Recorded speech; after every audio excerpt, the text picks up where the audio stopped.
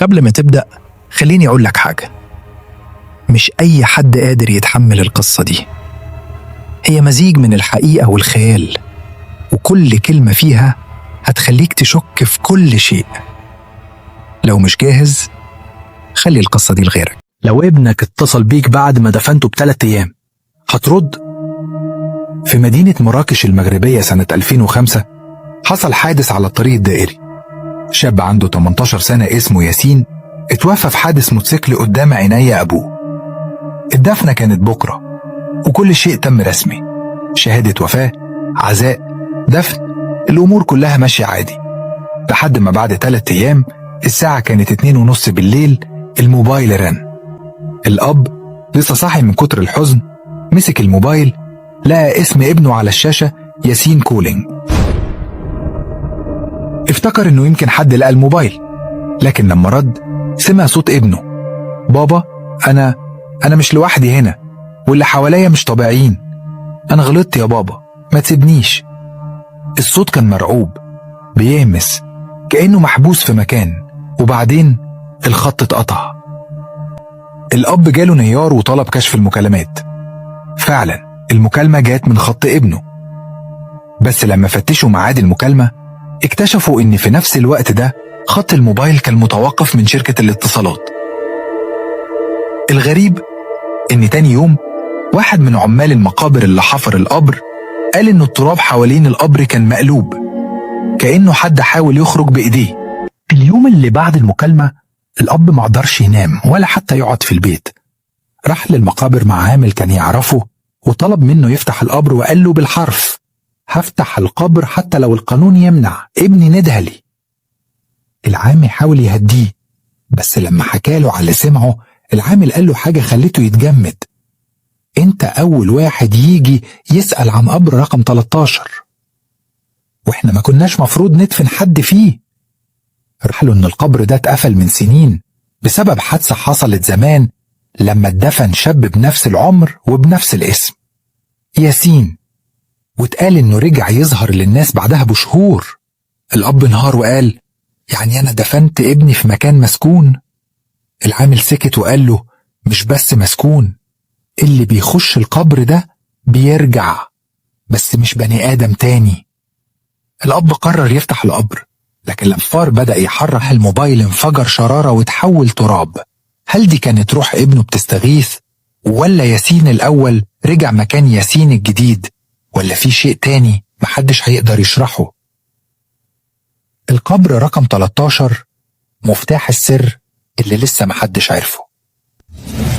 في الليلة الثالثة بعد فتح القبر الأب ما كانش قادر يرجع البيت. فضل قاعد عند المقابر شايل صورتين، صورة ابنه ياسين وصورة كانت مدفونة في القبر ومش عارف ظهرت ازاي. في الصورة التانية نفس الوش بس مش نفس العينين، نفس الملامح، لكن في حاجة شيطانية في النظرة، حاجة تخوف. رجل ما كانش ياسين، يبقى ابني فين؟ ولو ابني هو ابني يبقى ازاي بيكلم من تحت التراب؟ وأول ما دخل البيت لقى باب أوضة ابنه مفتوح. الغريب إن الباب ده كان مقفول بمفتاح وهو معاه في جيبه. دخل الأوضة ولقى الكومودينو اللي جنب السرير عليه الموبايل القديم بتاع ياسين اللي المفروض مسك الموبايل لقاه شغال، وكل الصور القديمة اتحذفت، مفيش غير صورة واحدة، ده صورة حديثة بتاريخ النهاردة لياسين واقف قدام باب القبر، والقبر مفتوح وورا ظهره فاضي. الأب حاول يتصل برقم ياسين بس الخط بيرن ويفصل، وفي كل مرة بيرن كان يسمع صوت أنين بسيط جاي من الموبايل. صوت قال: أنا رجعت بس ما قدرتش أرجع لوحدي. قالوا الأب وهو بيتراش: مين؟ أنت ياسين؟ الصوت رد: مش مهم الاسم، المهم إن اللي كنت بدور عليه خرج معايا من القبر. في اللحظة دي كل أنوار البيت فصلت والموبايل اتقفل، ولما الأب بص حوالين البيت لقى آثار. فتح الباب بهدوء فلقى حد قاعد على السرير ظهره ليه. قالوا: ياسين؟ اللي على السرير لف راسه ببطء، وكان نفس وش ابنه، لكن بعين لونها رمادي ونص وشه متآكل، وقال بصوت هادي: أنا وعدتك إني هرجع يا بابا، بس اللي رجع مش أحي بعدها في المستشفى وسط الأطباء. سألوه: أنت كنت بتتكلم مع مين جوه البيت؟ قالهم: ابني. قالوا: بس الجيران بلغوا إنك كنت لوحدك وبصوت عالي كأنك بتزعق في الهوا. ولما الشرطة دخلت البيت ما لقيتش أي أثر لابنه ولا للموبايل ولا حتى لآثار التراب.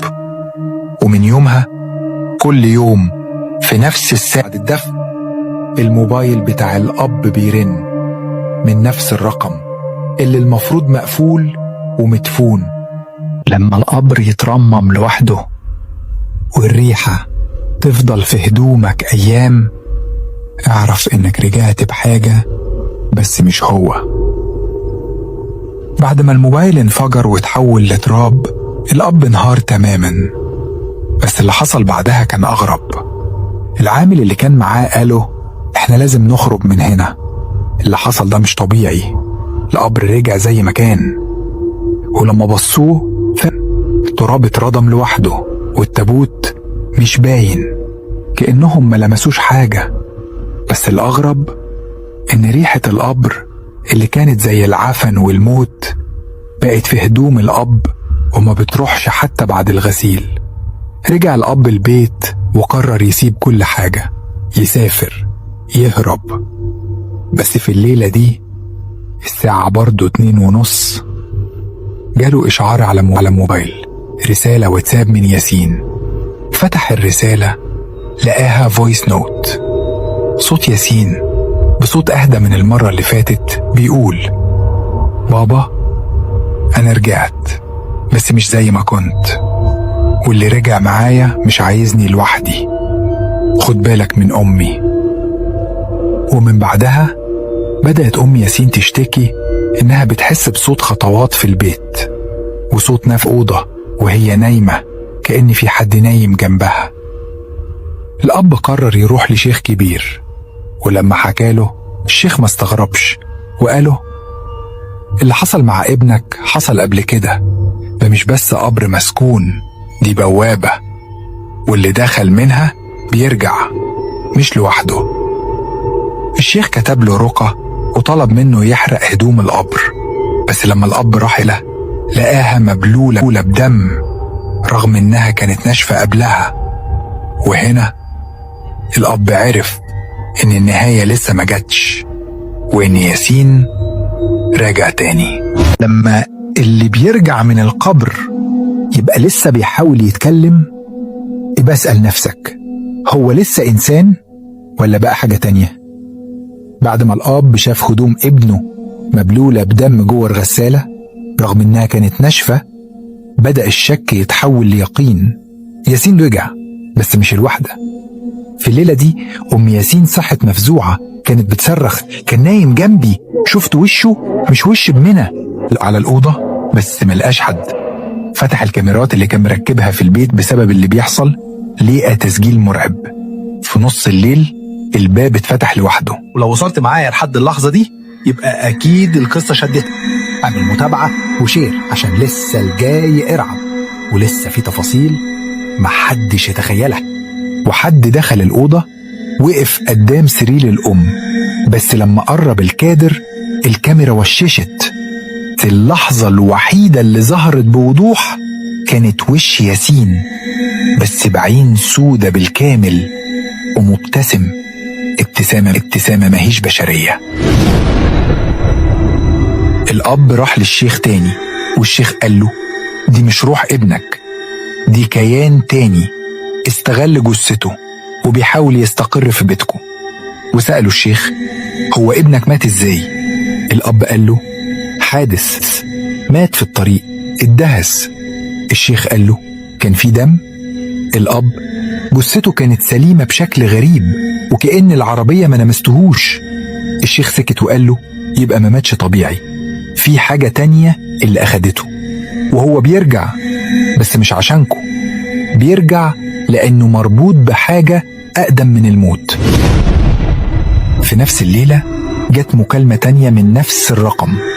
المكالمة نتصنطة، بس الصوت اللي ظهر في الآخر بصوت ياسين قال: الشيخ مش هيقدر ينقذكم. وانتهت المكالمة بصوت ضحكة